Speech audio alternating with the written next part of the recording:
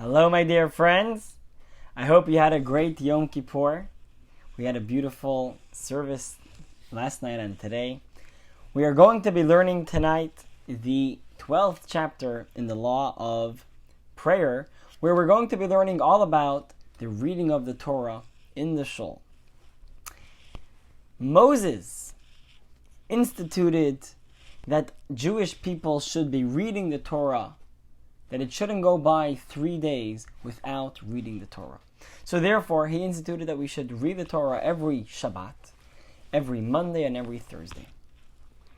And so to also, Ezra later on instituted that they should also read it on Shabbat afternoon, not just Shabbat morning, which was instituted by Moses, but also in the afternoon, so that those who are not able to come on Monday and Thursday should also be able to hear a shortened part of the Torah reading.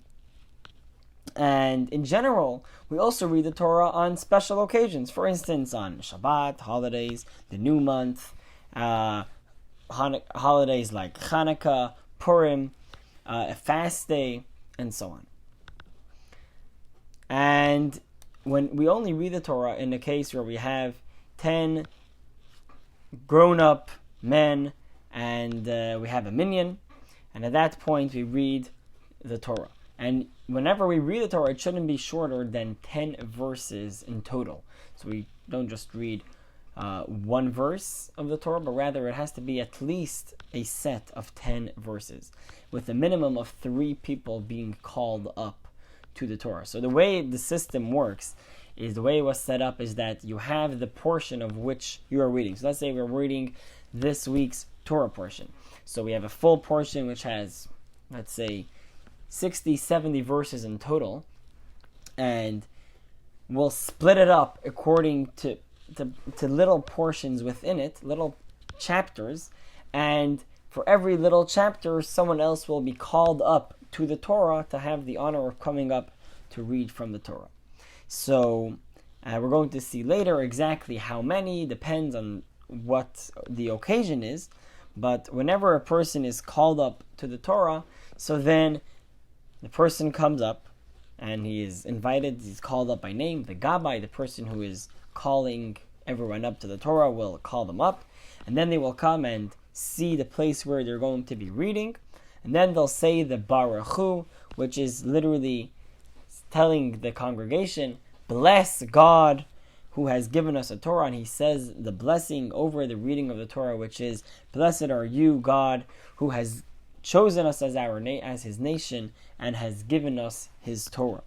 And everyone answers Amen, and then he reads the Torah. Then also in the end, he makes another blessing after the Torah is finished to be read. Then the person will say another blessing, thanking God that he gave us the Torah and how this is such an essential part of our life.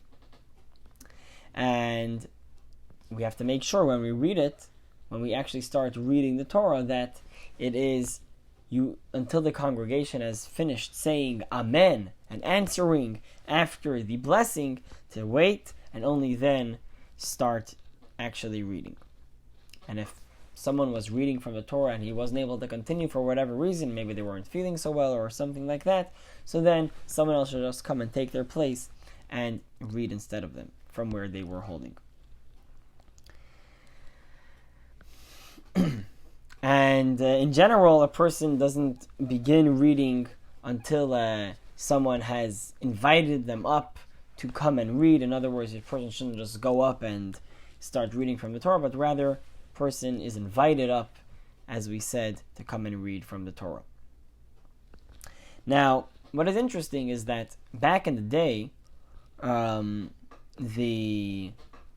the Torah was read, every person, and there are actually some communities who still do this, which is every person who was called up to the Torah would read on their own that paragraph of which they were being called up for. Today, in most synagogues, I would say, it's customary that you have one person who reads the Torah, and the other people that are being called up to the Torah will come up and make the blessing and read quietly to themselves, but one person who they will prepare the reading to know exactly how to read it properly with all the words and the tune and everything, they will read the entire portion. So it's just it's just differences in custom. Today, that's usually the way it is. But in general, whenever the Torah is read, we have to make sure that we listen to every word. It's very important. And we shouldn't leave the synagogue in the middle of the reading. It's not nice, it's not honorable to the Torah. Now, there was a custom also in the days of Ezra. Back in the day, he instituted that there would be a translator.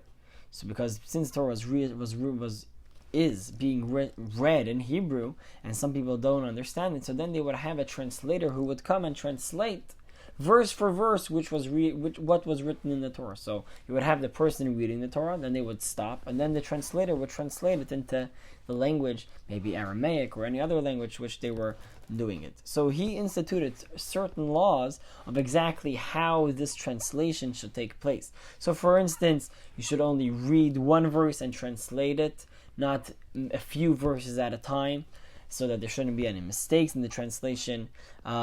The translator has to wait until the person who has read the verse completed the verse, and only then should they start doing the translation.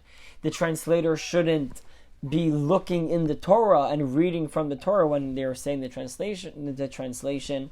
And similarly, the person who is reading the Torah shouldn't be the same person who is doing the translation, because maybe then people will think that in the Torah it actually has the translation to what is being read. So therefore, there are certain laws of which he put into place. Certain parts are not translated, certain verses, and so that's the general gist of the way the translation worked. Today, I have not yet come across a synagogue where they're reading from the Torah scroll that they'll have the translation working in this system. What many synagogues do is that in between the calling up the various chapters of the Torah reading, they'll stop and then explain what's going on, what was read or what is going to be read in the next or the previous chapter, so that people can understand. But to actually have this verse for verse translation, it's very possible that it exists. I have not come across it. Now, then we have what is called the maftir and the haftarah. The maftir and the haftarah is actually an interesting historical story, which Rambam doesn't actually mention over here, but the idea was that there was a certain period in Jewish history where they were not allowed to be reading from the Torah because of the government, which was under the Jewish people were under their restriction, and they weren't allowed to read from the Torah. And so they read on Shabbat every week, they read a part from the Tanakh, from another part of the Tanakh, which was similar topic which was discussed in that week's Torah portion in the Torah. And although that decree at a certain point finished and they went back to reading the Torah, but still, since they had instituted this custom, and it was in that time was a very special thing that they were able to read the portions from the Tanakh. So therefore, that stuck as a custom, and we until today read the Torah, and then also we read a little chapter from the Tanakh where it discusses another chapter of something which took place later in Jewish history, but connected to that week's Torah portion. And so we have what is the maftir, which is the person who comes to read the haftarah, this part of the Tanakh, will also read the last couple of verses of the Torah portion, and only then will they start reading the haftarah, this from the prophets. And so that's a very interesting idea. So if we have someone who is translating, so similar, also if there's someone who is translating the verses from the prophets, so they're able to do it up to 3 verses at a time. So the person who is reading it in Hebrew will read 3 verses, and then the translator will read 3 verses, and so on and so forth. And there are blessings which are read before the haftarah.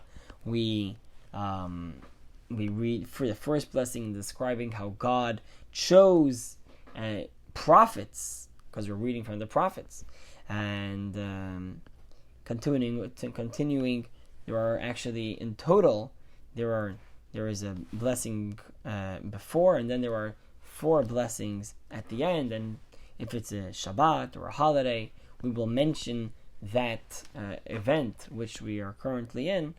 We will mention it in the last blessing. So, for instance, if it's Yom Kippur, so then you would mention Yom Kippur in the blessing, the fact that it is Yom Kippur today. So, how does it work in regards to the number of people who are called up to the Torah, as we mentioned earlier? So, on Shabbat, we call up 7 people. So there are 7 readings. It's split up into 7 portions, and every person has 1 portion, and we invite 7 different people throughout the reading. On Yom Kippur, there are 6. On the other holidays, there are 5. On Rosh Chodesh, which is the new month, or the intermediate days of the festivals, we read 4 people are called up. On various other times, for instance, in the afternoon, the mincha, the afternoon service of Shabbat or Yom Kippur, or on a Monday and a Thursday when the Torah is read, or Hanukkah, Purim, various Jewish holidays on a fast day. So then we only read 3 people in total. So it's split up into 3.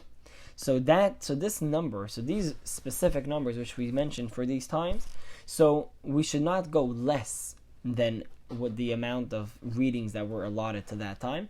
But we are allowed, if for whatever reason you want to invite more people, that would be allowed, as long as there are 3 verses in their reading which they were called up for.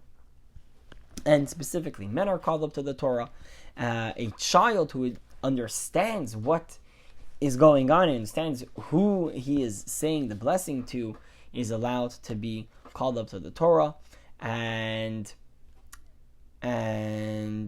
if there was a congregation, and this is what we actually do today, if you have a congregation that not everyone knows how to read from the Torah, so then you can have one person that can come up and read for everyone.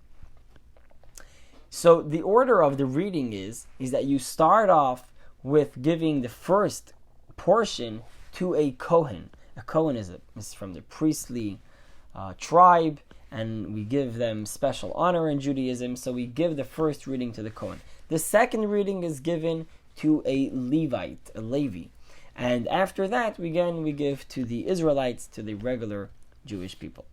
And it's a very much a basic custom, the fact that it's given to a Kohen. And even if you have a Kohen who is a simple person, they would be first, and only then would you have, even if it's a great Torah scholar who is an Israelite or a Levite, they would come afterwards.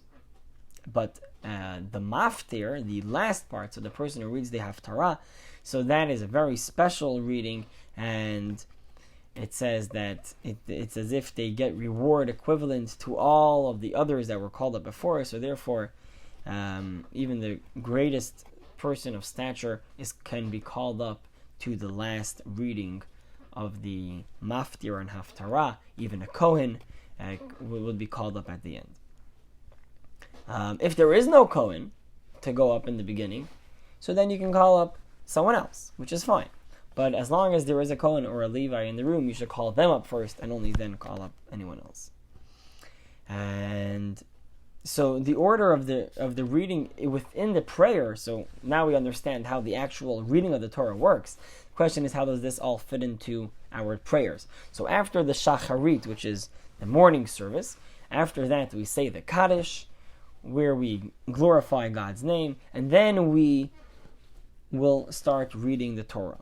And if there is a day that we have an extra prayer, for instance, if it's Shabbat or a holiday, and we say the Musaf, which is the additional prayer which is done afterwards, that's done after the reading of the Torah.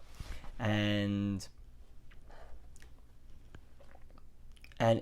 if it's the afternoon service, or if it's the Mincha afternoon prayer, so then we would begin by reading the Psalm in Tehillim, in Psalms, of Ashrei Yoshvei Veitacha, praised are those who sit in your house, in your abode. It's a very beautiful chapter in Psalms, number 145, which we read every day in the beginning of the afternoon service. And after that, we will say the Kaddish and then read the Torah. And that's in general how it would work in the afternoon service. And the Rambam finishes off this chapter by saying that in general, because of the as a token of respect for the community, when we read the Torah portion, we should do it from the Torah scroll. So as long as there is a minyan and we're able to read it from the Torah scroll, we should definitely do that. We shouldn't just read it from a printed volume. And similarly, also, if we have to roll the Torah to come to a specific part which we have to read, so the Torah is very long and it could be rolled to one portion, and then you might have to also read a different portion if it's a holiday, which you want to read about the holiday, and so on.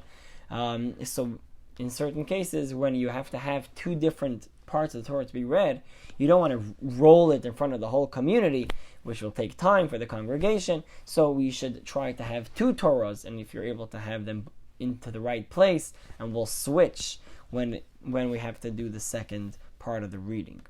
And when we roll it closed, when we put it away, we should make sure that it's on the seam, because the Torah is made out of many pieces of parchment, and when we roll it up, we should make it that it's on the seam of between two pieces of parchment, rather than just in the middle of one piece, so that if, God forbid, it rips, it should rip on the seam, so we'll be able to sew it back up easily, and it won't rip onto the letters. And whenever the Torah is in the synagogue, after we have completed to read it, until we put it back into the ark, or we take it, if we're taking it to another room or another house, so then we should wait until the Torah is returned to its place, and only then, if we have to leave, then should we leave the room. But if the Torah is out, it's not a sign of honor to run away, so to speak, from the Torah while it is in the room and while it is being used.